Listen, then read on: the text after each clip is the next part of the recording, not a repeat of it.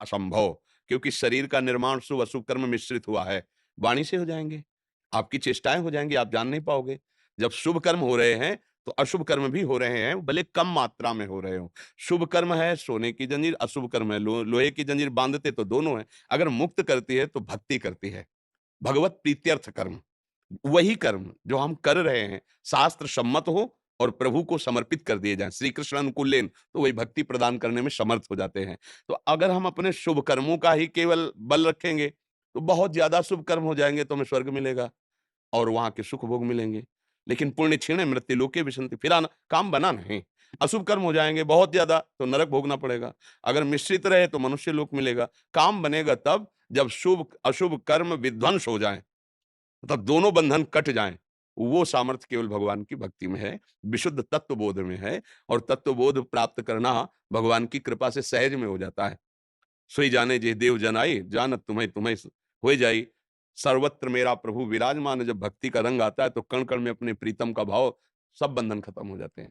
तो इसलिए समस्त कर्म बंधनों के नाश के लिए सर्वधर्मान परित्यज्य मामेकम शरणम व्रज, अहम त्वाम सर्वपापेभ्यो मोक्षयिष्यामि मा शुचा। किसी भगवत प्रेमी महात्मा का आश्रय लेकर उनके दिए हुए नाम मंत्र के रटन से, उनके बताए हुए उपदेश के अनुसार चलने से हमारे हृदय में भक्ति का जागरण हो जाता है। और भक्ति ऐसी है जो शुभ अशुभ दोनों को विध्वंस करके प्रभु के नाम रूप में आसक्त कर देती है। हाँ, शुभ अशुभ दुर्ग विध्वंस बल, सब जयति जयति जग उच्चरे, हर से हरिनाम जपत जय। प्रभु का नाम जपते हुए संपूर्ण विषम संसार से वो जीत जाता है। जीत विषम संसार, कीर्ति जग बिस्तरे, बिस्तरे सब जग विमल कीरति, साधु संगति ना टरे, बास वृंदा विपिन पावे। श्री राधिका जो कृपा करें, बढ़िया अवसर लग गया है। एकमात्र उपाय है प्रभु की शरण में होकर उनका नाम, उनका मंत्र, उनकी लीला, उनके गुण अपने चित्त को रमा दे। हर कार्य करते हुए प्रभु का नाम स्मरण करे, हर कार्य को प्रभु के चरणों में समर्पित कर दे। बस ये समर्पण भक्ति योग बन जाता है और भक्ति योग प्रेम योग बन जाता है। और प्रेम ऐसा होता है जो भगवान को अधीन कर लेता है। भक्ताधीन मना पूज्यो, गोपाल शास्त्र नाम में भगवान का नाम। भक्त के अधीन हो जाते हैं। देखो ना कैसी कैसी लीलाएं की, भक्त के चरण दाब रहे हैं, भक्त का रथ हाँक रहे हैं, भक्त के नौकर बन करके आ रहे हैं। त्रिलोचन जी के अंतर्यामी नौकर बन, क्या क्या लीला है। ये भक्ताधीन, भक्त के अधीन हो गए। क्यों? भगवान के और भक्त के दोनों के हृदय को जो बरबस मिला दे उसका नाम है प्रेम। भक्त के हृदय में प्रेम प्रकट हुआ, भगवान अधीन हो गए।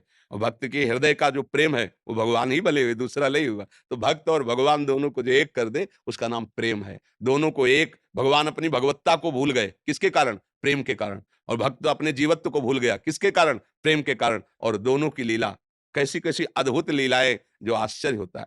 जय विजय आदि कितने महान महान पार्षद हैं, वो भगवान कह देते कि माधवदास बाबा को इस समय शौच की समस्या, जाओ लंगोटी धो, लेकिन नहीं, स्वयं सरकार धोए, स्वयं प्रभु धोए। ये है प्रेम की अधीनता। स्वयं भगवान, ऐसा नहीं कोई अपने वैभव शक्ति किसी का आदेश, स्वयं प्रभु मालिक स्वयं। ऐसा कहाँ देखा गया है?